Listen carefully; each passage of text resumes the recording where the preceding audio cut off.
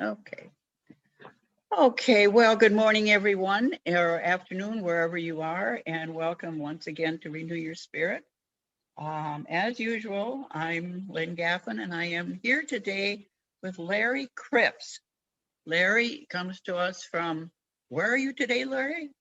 I'm in West Kingston, also known as Richmond, Okay. Rhode Island. Rhode Island. You're in Rhode Island.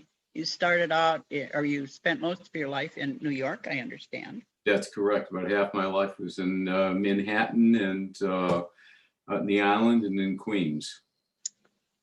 And then you decided to come to Little Rhode Island. Yeah, I was looking for something different. The urban experience is wonderful. In some ways I miss it, but I was also looking for something else. Mm-hmm. So I moved to Rhode Island, and it's beautiful here, not far from the ocean. And I wound up in a log cabin by a pond. Ooh, neat. Yeah, so it's sweet. Yeah. Yeah. And that's where you are now, in a log cabin by the pond? That's right. Yeah. Wonderful. That's Yes. Fantastic. It is lovely. You'll have to come by someday. I'd love to. It must be great for writing also. Great area. It is, yes, for writing and reading and contemplating, and it's been very good under this difficulty that we've had of COVID, among other Yeah. things. Yes, I've heard of that. Yes. Yeah, that life, I go outside and look at the wildlife, and life continues. Mm-hmm. That's nice. Despite all our travails, life just continues. Well, I noticed that you did quite a bit of studying in psychology. And Yes. how does that gel with any spirituality you have? Because I know you are a very spiritual person. I know that. And I'm just, because sometimes with the psychology can be really left brain, and where you get into spirit, that's kind of right brain. And where do the twain meet? That's an interesting question. I think I was very left brain, very into science. So I majored in psych and in more the experimental and physiological aspects of psychology, although I later did some clinical work as well. And then I slowly drifted over to being more right-brained. But being in both spheres, left and right, is a very good combination for me. Carl Jung talked about that, experiencing both the materialistic world, the philosophy of materialism, and then experiencing something more vast, like spiritual world. And he certainly explored a more spiritual world in his career. He was my favorite. Oh, I love him. Carl Jung. Yes, he is wonderful. Yeah. So I think one kind of flowed into the other over the course of the decades. And I remember when I was young, I took the strong vocational interest test, which was pretty popular at the time. And my parents paid for it, but the results were that I should probably be a priest. Oh, really? So I thought both my parents being Jewish, that's probably not something I'm going to share with them. But there was some insight into that I do feel that, I love the different religions. I think they all have a vast amount of wisdom in them, and at least the ones that I've been able to study. And it's important to to be able to immerse oneself in that. And I understand that religion can also be oppressive in some fashion, but not to throw the baby out with the bathwater. Right.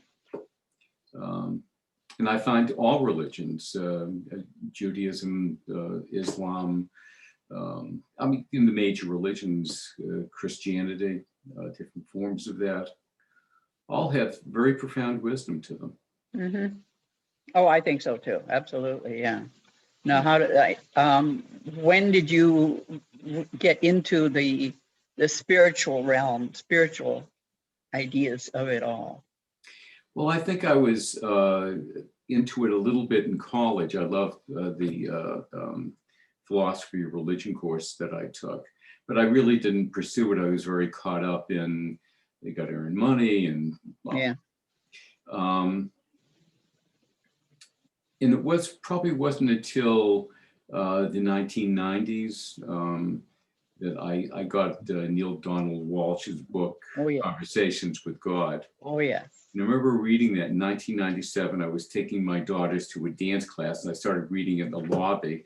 And I thought, wow, this is, I've really got to pay more attention than just reading it while I'm waiting for my children. So I gobbled up those books and read them and reread them and reread them. Mm-hmm. And from there, I examined other authors, Eckhart Tolle, who is wonderful, Lao Tzu, the Tao Te Ching, and other people. I mean, there were others, Joe Campbell comes to mind. Yeah. I've also read many of the Seth works, which is an old work. Yeah. And interestingly, I didn't start reading Seth until well after I started channeling, which I was told not to call channeling, but to call transmissions. Whatever. Yeah. No, I think I've read all the Seth books myself. That's who I read when I was starting out in spiritualism. Seth. I thought it was very good. Well, it is very good. Yeah. I saw him once. He came to the area someplace. A woman had him. I can't even remember his name now. Well, the woman who channeled him was Jane Roberts. No, that was Ramtha. No, that was. Oh, I beg your pardon. Yeah. I know who Ramser is. Yes. Yeah. Who am I thinking of then? I know if it wasn't Seth. Okay, never mind. Doesn't matter. Anyway, Jane Steph, Roberts did do stuff, and she. There are some on YouTube. There are some Jane Roberts films, which you can. The voice is indescribable accent to it, and not at all the way she is normally, was normally. Yeah. Very interesting. No, when did you start channeling and how?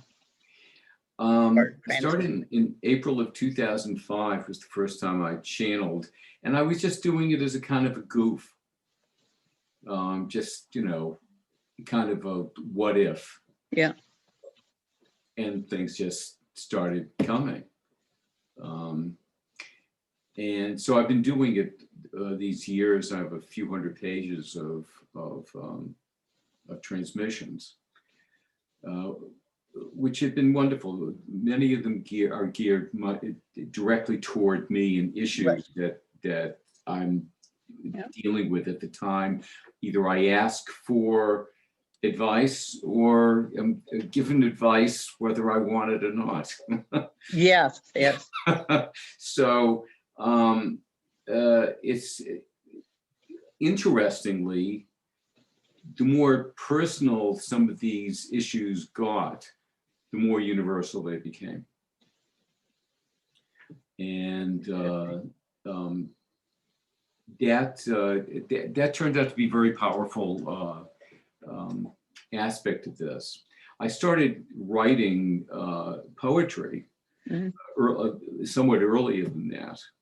And I suppose that spirit felt that words were the way to translate to me or to transmit to me. And there's all different kind. I mean, there's all ways that it happens.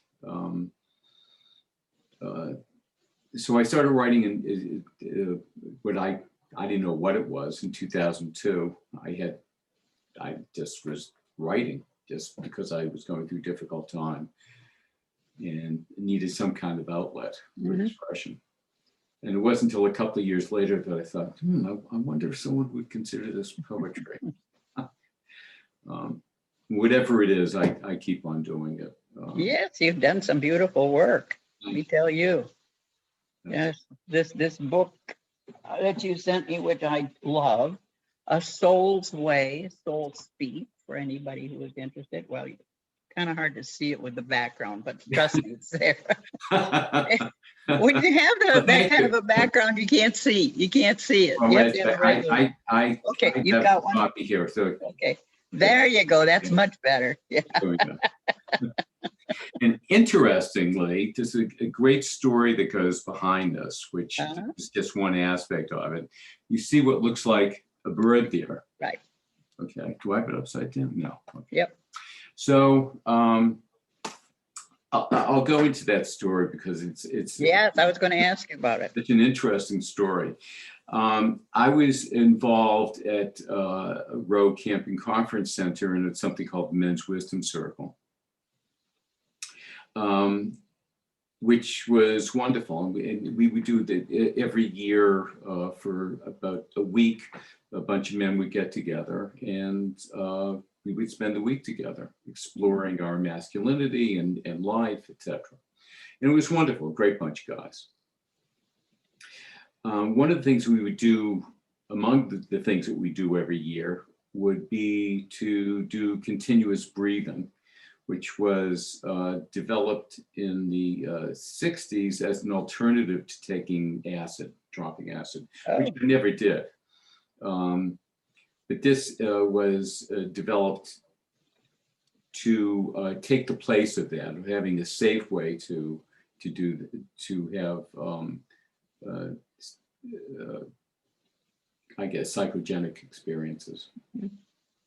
And basically what you do is that, I won't get too much into technicality here, is what you do is normally you breathe, you go, and you pause, and you let out and you pause. And that's continuous breathing is there's no pause. Oh.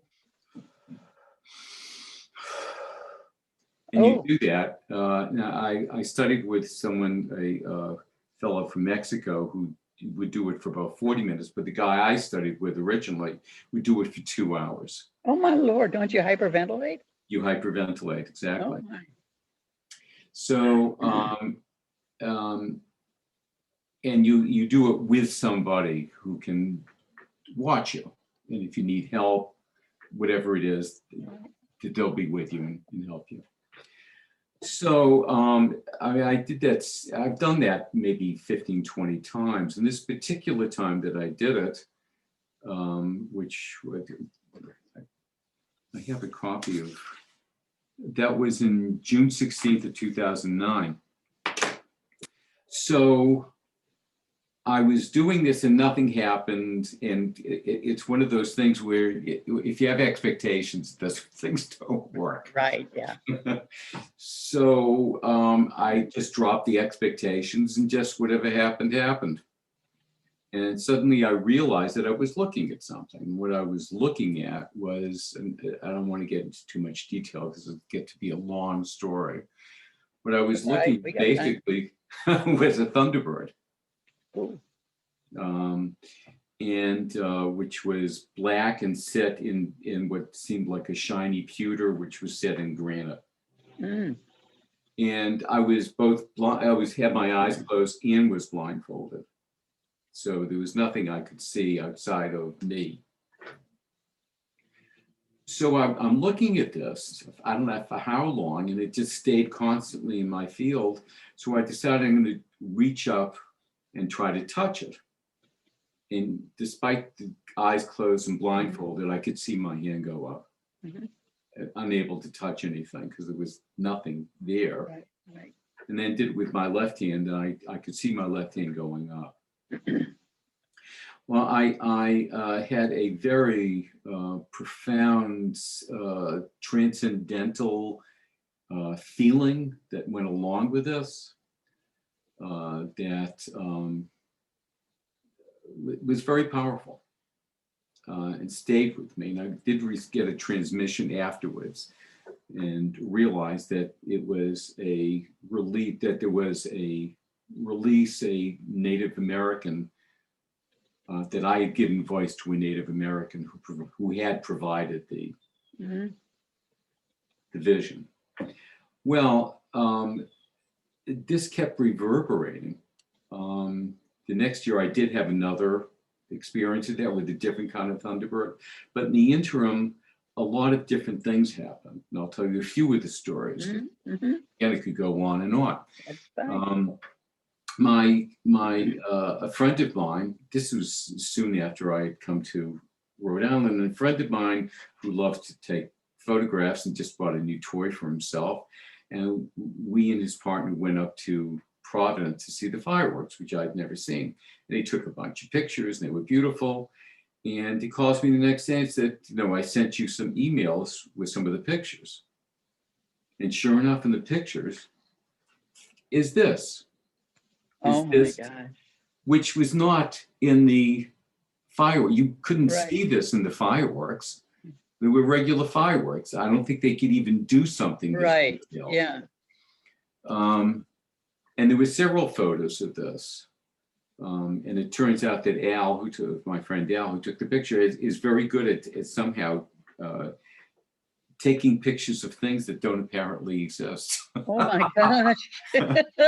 I mean, taking pictures of wood scenes that are filled with nymphs and gnomes. And he does this a lot. So it's wonderful. So somehow between the two of us, we created that. So I used it for the cover of the book.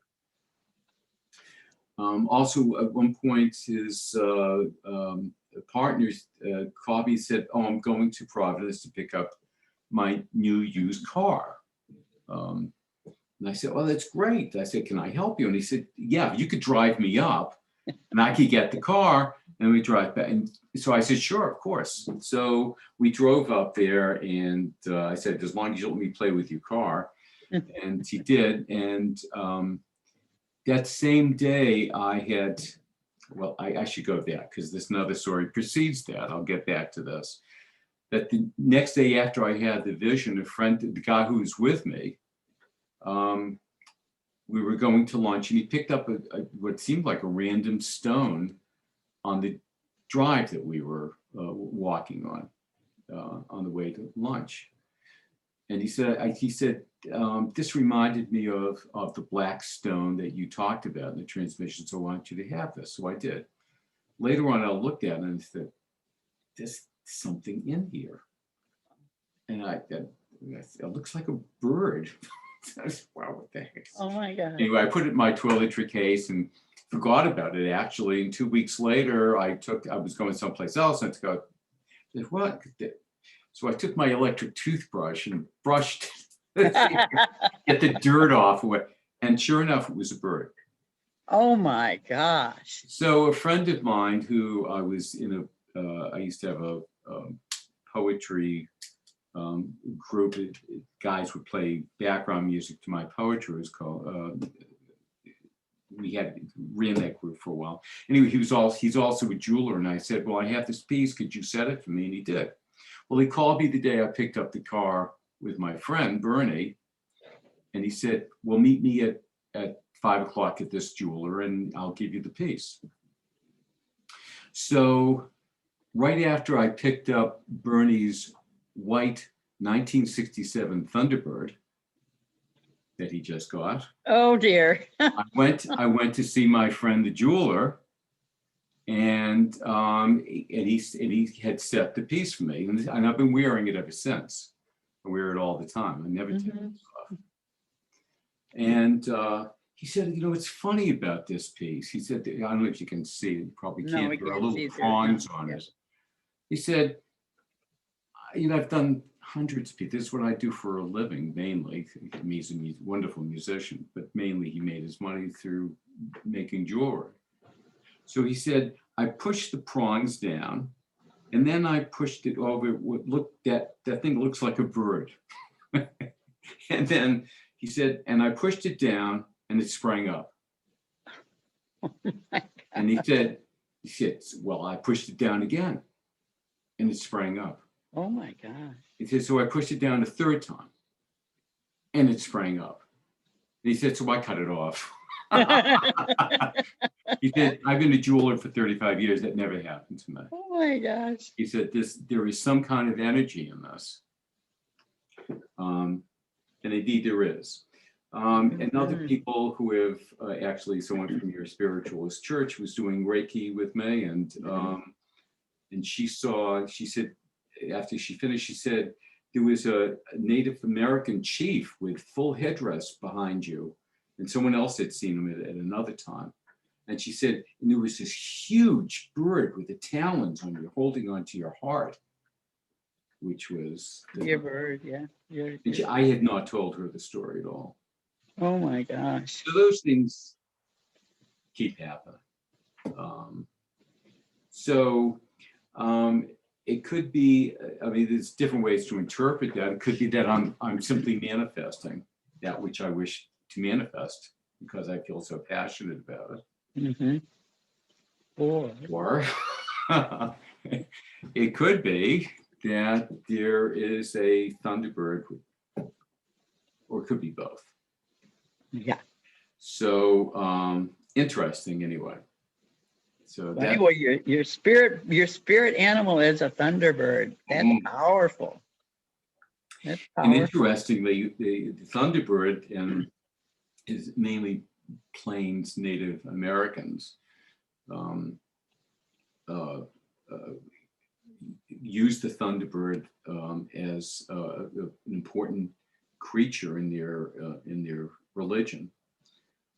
And the Thunderbird comes out of thunder and clouds, appears under thunder and clouds, which is fireworks is the perfect metaphor for that. Oh my gosh, yes. So, yeah. Yeah. Isn't that amazing? It's great stuff. It's great stuff. And this helps to free me sometimes in the world. Yeah. That it's kind of what Christ said, I'm in this world, but I'm not. Yeah, not of it, yeah. Which I loved is probably the most succinct way of putting that. Mm-hmm. Oh, that's fantastic. So I thought I'd read a few of my transmissions, pieces of them. Yeah. I think that some of them are so interesting, and some of the people in your audience might find them interesting. And sometimes I get poetry out of it. It just comes out. Yeah, yeah. I can't really take credit for it, but I do. Well, sure, why not? Yeah. I was going to ask you, when you're writing your poetry, do you feel it's coming from you, or do you feel it's coming through you from someplace else? I used to feel that it was coming from me. Sometimes I do, sometimes I don't. In a way, it doesn't make any difference anymore because it is all coming from the self. Okay. It depends on how you want to define the self. Mm-hmm. If the self is defined within a materialistic philosophy, and I don't mean that in a pejorative sense, right? I just mean philosophical materialism. Right. If you define it within that, it's one thing. If you define it in a wider spiritualist nature, it's that plus. Right. Right. Yeah. Yeah. So I just wanted to read. Please do. Yeah, a few things. These are parts of transmissions. There are three themes here: love, play, and the guided path. So the first one came in January of 2016.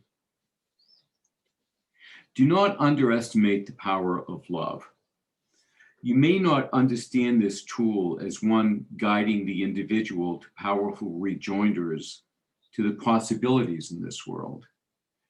Inescapable are the difficulties or seeming difficulties. And with self-love as a guide, inescapable are the creative ways of handling these areas.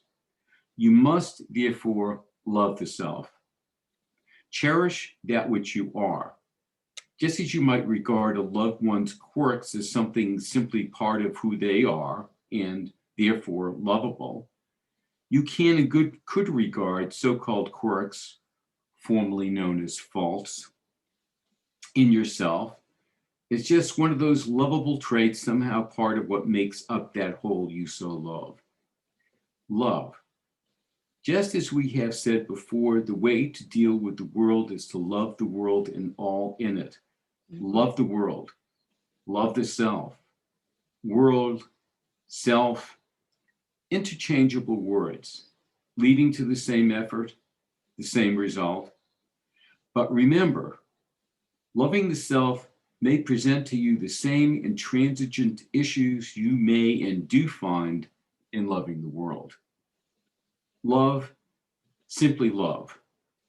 Love is healing, the only healing, the only way. Wow. That's so powerful, especially for times like now. It's just what we have to remember. Yes, and it's hard to remember. Mm-hmm. That's why things like the Thunderbird Mm-hmm. help me to kind of anchor me in some of that. But it is very hard to remember. I think that's one of the wisdoms of religion is that it's very into ritual and to doing things over and over again. Mm-hmm. You pray to Islam, I think 5 times a day. Jews go to, at least Orthodox Jews go to temple in the morning and at night. Christians will take the host, or Catholics will take the host and do the rosary. Right. And there are all these things over and over and over again because we forget and forget and forget. Right. Yes. Yes. So religion has developed a wonderful process, although I think people who don't understand that process get kind of upset with the repetitive nature of things. Yeah. But we need to repeat. Yeah. Yeah. We forget. Right. Yes. What is the next one? So the next one is from August of 2019, and it's about playing. And it's funny. I kind of, in a way, almost expected when it started getting into this idea of playing, almost expected some of the things what it was going to say, but then it turned into something totally unexpected. Play is essential. Why, you ask? The reason is simple. When humans or any life form, by the way, far more extensive than you can fathom, play, they are more open. Open to possibilities the serious human is not open to. Play is an absolutely essential part of childhood, as it helps to prepare you for the material world you will spend some interesting and important time in, no matter how long you are happy out there. As an adult, playing is only more important. That's what surprised me. It's actually more important as an adult, as it helps you to glimpse at times the larger, the infinite whole, that you may not have an emotional comprehension of the vastness, the power, magnificence, and endless joy and love emanating from that meta existence. So play. Tell everyone to play. If you don't understand something, play with it. Turn it upside down, twist it, ride it, let it ride you, make up games and see what it does. Laugh with it and at it, and be open to being laughed at and played with. Endless, literally endless. Play is essential for your personal evolution, your growth, your expansion, and the expansion and growth of all beings on your current planet space. One of the things I do, aside from write poetry, is I'm what I brand myself as an evolution coach. Some people call it life coach, some call it empowerment coach. But the idea of evolution is very, very important to me. I think that's what we're here to experience, joy and to evolve. Mhm. And Oh, whether, I agree. Yeah, absolutely. Yeah. and whether we like it or not, we're going to evolve. We're going to, we don't have any choice. That's what it is. That's It is what we it is. have free will, but we don't have a choice about that. And part of that process, what's important in that process is playing. So I will talk about that with some of my clients, that it's important for you to play. Play. Be silly. Which is, for many people, is anathema to what society has told them Right. to be Yeah. and to do. But society frequently tells us things that are inaccurate, that are not the truth. And that doesn't mean one doesn't apply oneself or that one doesn't work at something. And that kind of will be a lead into to the next thing. But it does mean that it's an essential part of who you are and your growth. Mhm. And without it, Yeah. you've got a harder task in front of you. So play is essential, and I was so taken with the fact that these entities, or whoever it is that I'm getting this from, saying it's even more that it's essential to childhood. And I think any psychologist would say, of course, it's essential to childhood. You must play. That's how you, with whatever animal it is, has to play. That's how you learn how to hunt. That's how you learn to deal with the world, et cetera, et cetera. But it's even more important as an adult. As an adult, right. Right. Just play. Mm-hmm. We think we're too old, but we're not. Never. Never. We've got to go back to being silly about things and not take things so seriously. Exactly. And again, that's something that we need to be reminded about. Mm-hmm. Mm-hmm. It's just the way we are. It's So the last piece is it could be entitled The Path or The Path of Life, or The Guided Path. And it's rather short. This I received last year in January 2020. Just follow your imagination to where it leads you. Be inspired and keep on going to the next moment of imagination. That's the path. Like route signs, take a left here or right there, go straight, turn around, just keep following the directions of your inspirations. You know you're on the right trail as long as you are following the path of inspiration. Just keep on using that GPS system. It is the most accurate guidance system around. Wow. Yeah. Which reminds me of one of the other people that I really love, who himself has gone off with, as Saturday Night Live used to say, to the great Gavar, was Joe Campbell. Mm-hmm. He said, follow your bliss. That's the key to success in all things. Yep. Now, can you call up these entities at will, or do they just come to you when they want to?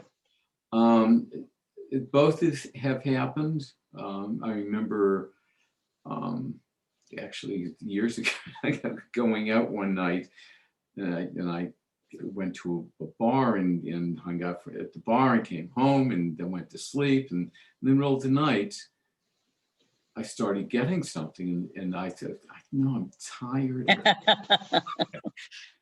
and I fall back asleep and say, no, go get a pad of paper. I'm really, really tired. I really want to go back to sleep. Wake up 5 minutes, go to your office desk and get a pad of paper and a pen. Okay, then you'll leave me alone. Yes, okay. So I do, and I get a transmission, which was wonderful. So that happens sometimes, but also sometimes it's I may be dealing with some issue that I really don't know quite what to do with. Mhm. Or be more general and just say, tell me whatever you feel is for my growth right now. But I have to put myself into the position of being open. The difficult that I have is getting out of my own way. That to me is that's the difficult part. Mhm. Mhm. Having my ego finish sentences, or that's not the right way to put it, or I don't agree with that, or so Yeah. the difference whether I agree or not. And sometimes the language is not, which is because of the language is not quite right. And that's usually because my filter is not, it's like Edgar Casey. Mhm. I also follow Edgar Casey. He's wonderful. He was wonderful. Although I find his English difficult to follow. Yeah.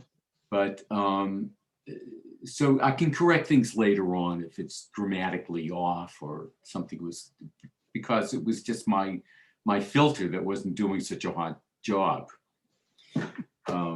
So yeah, I really have to leave myself open to it. I sometimes I will get clued that something is about to happen because I'll feel a definite tiredness. Oh. I remember once I went to a lecture, I forget the fellow's name, his last name was Crown, an Englishman, who has since passed, who would channel Maitreya. So I had gone to a couple of his lectures, and the second time I went, it was like mid-morning, and I had a full night's sleep the night before, and I was listening to him, and all of a sudden I thought I was going to fall asleep while he was talking. And I kind of forced myself to stay awake, and that lasted for maybe 10 minutes, and then it just lifted. Oh. And then he said, Maitreya was just here. Oh my goodness. So, it is, I guess, on a material level, it's the production of theta waves that your brain activity slows down. Yeah. And it kind of speaks of a greater openness, I think. And if he also produces a lot of energy. Yes. So I mean, if you're sensitive to that, you're going to feel it. Yes. Yeah. Now, with your group, your band, do you know how many are there? Is it one or is it more? Do you have a name for the group? No, I asked, who it was, they were, and it just said my soul, that this is my soul. Oh. Which means everything. Yeah. Yeah, it kind of does. So there's no specific name that has been assigned to that, like Jane Roberts channeled Seth, and other people that you're familiar with, more familiar than I, have channeled their works. And they have names. For some reason I don't. Right. And that it's fine. Yeah, and that's fine. Yeah, absolutely. Right. If they wanted you to have a name, they'd give you one. Mm-hmm. Yeah. Yeah. Exactly. I can live in that ambiguity. Yeah. And it's important. I think that living in a state of ambiguity is something that's important. And I've been told as such that it's just the way it is. That there is an ambiguous state, and not to try to resolve it. It's not the point of being in ambiguity. Yeah, right. Now, with your channeling, Do you channel just for yourself or do you channel for others? I have channeled for others. Have you? I usually a request. Mhm. I channel for 3 or 4 other people. And when I do so, if I don't already know them in some capacity, I just say, just have a cup of coffee with me. You can talk, you don't have to talk. I just want to get their vibe. Yeah. And something usually doesn't come right away. And I tell them, this may happen, it may not. I can't tell you. Right. And then something happens a day later, a few days later, that afternoon, whatever, and I write it down and give it to them. Okay. Sometimes it makes not much sense to me, but to them they said Doesn't have to make sense to you. It doesn't, right? It doesn't have to make sense to me. It's not They your say reading. I keep telling my students that they don't need to know what it's all about. It's not for them. Right. Some things have come out and I thought, well, no, I can't tell her because I got that. That's insulting. It's my judgment coming in. And it wasn't. It was actually very accurate for her. Yes. Yes. And she knew it.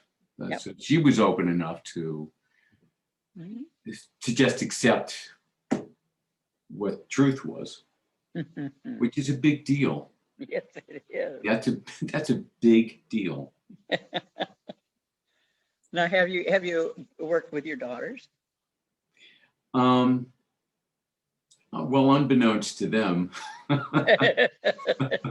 Okay. I think at one point they would have preferred having someone who was a kind of a 9-to-5 dad, which I was for a while. But I think they understand that's not who I am. Have you given them messages? I haven't really received any direct messages for them. Are they open? Yes, I think so. I have for my grandchildren.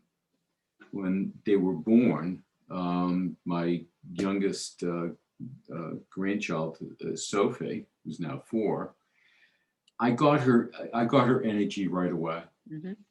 I came into the room where she had my daughter Valentina was recovering, and I got her immediately. I got her energy immediately. My grandson, who was born a few years later, Andrew, I just wasn't getting it until later. And I wrote a poem about this actually, and I told my daughter Valentina, she said, that's who he is. He's quiet. He's quieter. He's more subtle. Okay. So yeah, I definitely pick up their energy. I certainly pick up the energy from my daughter, Valentina, my other daughter, Monica, and their husbands. I mean, there is something energetic about people. May not necessarily transcribe into a transmission, but there is a certain energy. Well, you're preaching to the choir now. No, but do they know that you're picking up on their energy? I think so. And what about the grandkids? Have you talked to them about this? Because the kids are wide open when they're young. They're great. Yeah, they're completely open to this kind of stuff. I remember when my oldest daughter was younger, and I would call from work, and we would kind of play a game sometimes of what am I thinking? Oh. And she would tell me what I was thinking, and I would tell her what she's thinking. And were you both right? Sometimes, yes. Yeah. So it's really nice, and she definitely. They both have gifts. Yeah. In that regard, and they're very accepting of these gifts. The grandkids, are they teaching them? Are they open to the? Are they? I think that yes. I think they are open. The kids are very open. So yeah, it's. I'm very blessed and wealthy. That's nice. That's nice when everybody's open to it. Yeah. Yes. It's, it's, I can't imagine being in a family situation where everybody says, no, you're crazy. And you're what you're seeing and what you're feeling and in that, and they don't want to have any part of it. Well, there are those also who think I'm crazy, but they may be partially right, but comes with the territory. It comes with the territory, Larry. Well, I'm going to read you one more transmission, which is when I received the Thunderbird. Okay. Because I find it when the Native American talks that it's very powerful to me. And I feel a real camaraderie with some Native American culture. And in some of my readings of works by Native American written works, that they have which I didn't know at the time that I received this transmission, which was in June of 2009, that there was a lot of repetition in the language. And of course, that can be a wonderful technique, not if overused. Right. Anyway, so I'll just read you this. Again, this is June 16, 2009. A polished granite surface curved at its center to a concave. Inside, a polished pewter stone manufactured by spirit. Inside the pewter is an inlaid black obsidian stone. I didn't know what obsidian was, by the way. A wide-winged thunderbird shining within the pewter, given to me by the Great Spirit. My man reaches his hand out to touch the totem bequeathed. Through closed eyes, I see our hand, first one by itself, then the other goes to the Thunderbird by itself. I see, I feel it, but I cannot touch the Great Spirit has given us. And his voice resonates in my man's chest. His beautiful bass resonates in our chest and our ears. I can hear our voice. I can hear it. You, my man, has given my voice into the world. I have so waited for it, my voice in the world. My man is giving me my voice on the earth. I have a voice. It is ours. Do you see? My man gave me voice. I declare this day, my man gave me voice. I declare this day, my man gave me voice. You see, this day, I knew it would come. My man gave me voice. My man gave me voice, and we are now one. This day, I declare, my man gave me voice, and we are now one. Oh my gosh. So I still get chills reading this. Oh my gosh. Yeah. That is fantastic. Coming right from the source. Yeah. And beautiful. Beautiful. Yeah. So quite fortunate and blessed. One of the things I've also been told is that I'm not special because I do this, that everybody can do this, that everybody is built to do this, that those who do are just being more open, and because of that, we'll have special experiences. But that doesn't mean that everybody can't have these special experiences. And we are actually built with that in mind. That is our evolutionary construction, that we are built to receive. And it's the trick is to keep ourselves open to receive. You're right, to keep ourselves open in, out of the way. Yeah, that's even bigger. That's my difficulty. So get right in the way. Because really, you could have said, yeah, that's a nice stone. Yeah, right. And at first, when I got the stone, I thought, that's when my partner gave me the stone. I forgot about it. And then when I looked at it again, And not everybody can see the birds, interestingly enough. Really? Yeah. I know, I've seen it and I saw the bird. Yeah. Again, I think you have to, it's there, it's physically there, Yeah, it is. but you also have to be open to it. Mm-hmm. So it's a good manifestation of the material world as well as the spiritual world. That's fantastic. Yeah. So this has been very powerful experience for me. Oh, I can imagine. Have you ever dreamed about it? I receive messages sometimes in my sleep, and I'm pretty sure that I have visitations from people that I was close to who have transitioned out. Those kinds of dreams are very different than just dreaming about somebody. Yeah. Oh, yeah. There's an actual sense of that there really was a visit. Mm-hmm. That I was really with this person, and inevitably they have left me something. Yeah. Have you ever had a dream about the Thunderbird? No, just the awaking. Yeah. Not sleeping, but as awake. Okay. Yeah. Yeah. There's a what did I do with the book? There's in your book. Oh, it's right here in front of me. That I particularly like, and it's on your bookmark also.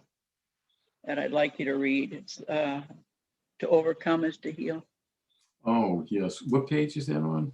That's on page 46. Oh yes, I love that. I love that.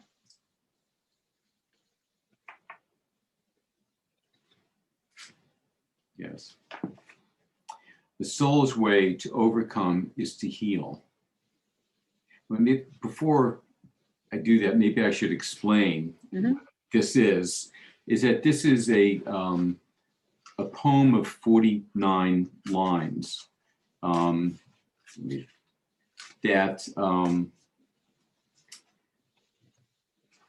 each line becomes a poem in itself. Oh. To give you an example, the soul's way to learn is to teach, to find answers is to feel, to receive is to give, to live is to die, Mm-hmm. fill is to empty, etc.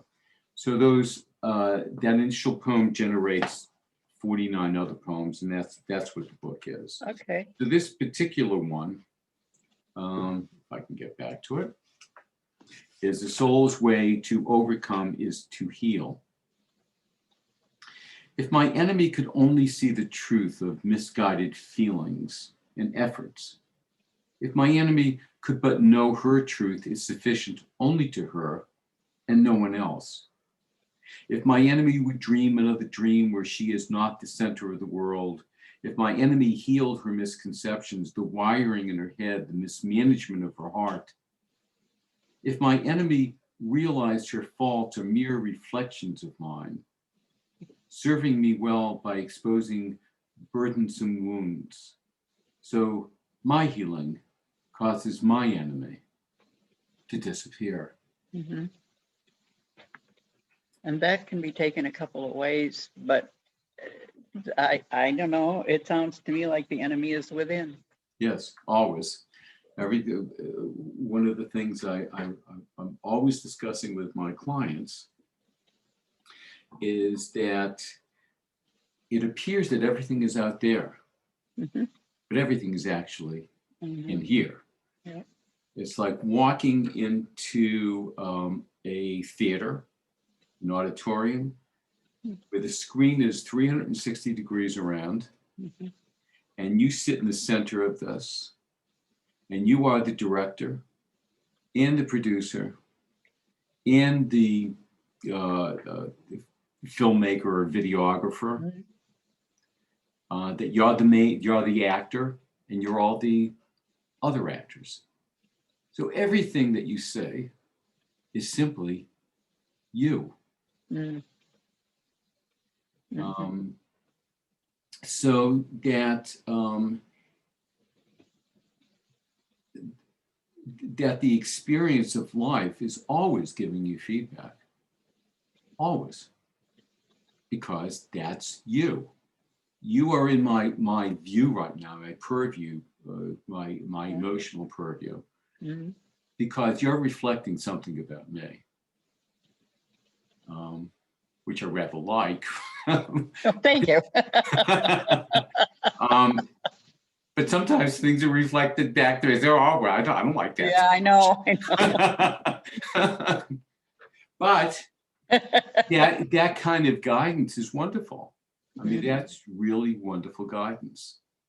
And as this piece that you suggested I read, and thank you for that, is saying that your enemy is you. It's like Toto. He was a cartoon from the 30s, I think, or the 40s. I've met the enemy and he is us. Yeah. And there is a wonderful practice, which I'm sure you know about through our mutual friend Kathy, at least, about Ho'onoponopono. Oh, yes. Which works. Yes. That if you come across an individual or an experience that is really, in your judgment, negative. Of course, nothing is negative, nothing's positive, it just is. Right. It just Everything is neutral. But in your experience of it, it's something that's not good. Something that, by doing Ho'onoponopono, you can heal yourself with that. But what it is accepting that this is coming from you. I'm sorry. Please forgive me. Thank you. I love you. Exactly. Or short phrase. Yeah. It works. The trick is finding what it is that's really being reflected. And we don't want to. And we don't, and we sometimes we don't want to know. But you can always tell because things didn't change. Yeah. When things start to change, then you know you've hit it. Sometimes things just ring true. And sometimes I've certainly kind of, please forgive me for whatever it is in this situation. And I think, that wasn't. I don't think so. And not today. That wasn't bad, but that's not it. Yeah. So go back to the drawing boards and finally getting to where it is. Sometimes it can happen, for me, can happen fairly quickly. Sometimes it takes a long time to realize what really is being reflected to you. The wonderful part, of course, is that sometimes this gets packaged as love. And you're in the presence of somebody, depending on, I mean, they're all different kinds of love, but that you're in the presence of real love, experiencing love. And that's from here. The only reason you're experiencing that out there is because it's here. I know. Yeah, I know you do.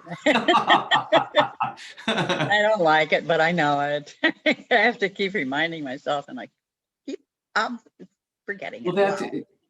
Well, that's what religion does for us.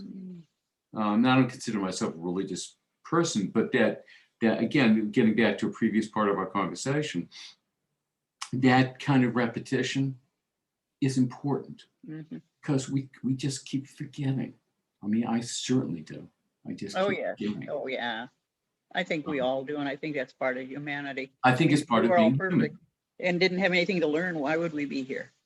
To experience joy, I hope. To grow and to experience joy. I think the other thing that we really have that's available to us, I mean, the evolution is going to happen whether you like it or not. As much as we may buck against it, it's going to happen. But there is available to us something that's always there, even during grief, which is hard to believe, and even harder to know. But joy is always available. Joy is always there. It's always there, yeah. Well, it's the dichotomy. There's grief and there's joy. There's the two sides of the same coin. Yes, exactly. Well put. Exactly. Listen, Larry, this has been fun. Oh, it's been great. I've really enjoyed. Can we do it talking again with you. sometime? Yes. I would love to have you come and join me again. Well, I'm available. Okay. No, thank you for asking. It really. Thank you has been so delightful much, to Larry. talk to Thank you. you so much. I really appreciate it. This has been lovely, and I Yes. do appreciate it. And we will be online in just a couple of minutes. Oh, good. And I love that you're in Scotland. Yes, do you like that? I do love too. it. Yeah. I do. Oh, how I wish. Soon. Yeah, sure. Okay. Again, Thanks, thank you so Larry. much. Thank you. Thank you. Bye-bye. Bye-bye.